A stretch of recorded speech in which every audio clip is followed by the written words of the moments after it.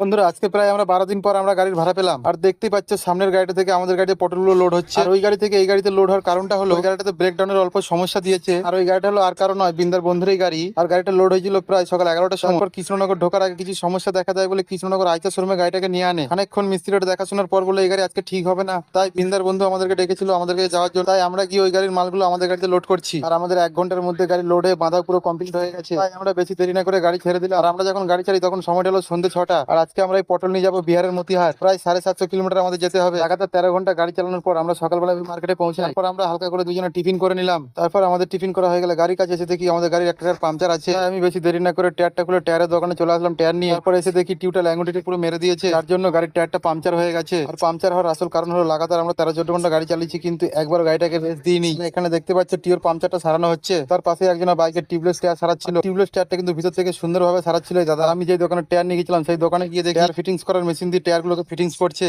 আর আমি এটা বিহারে এসে এই প্রথম দেখলাম। তারপর আমাদের কিছুক্ষণের মধ্যে টায়ার ম্যান লাগিয়ে গাড়িটাকে একটা ছাওয়া জায়গায় নিয়ে চলে। কারণ হলো আমাদের গাড়ির সব মাল খালি হয়নি, তাই বাকি যতগুলো মাল আছে ওই মালগুলো কালকে খালি হবে।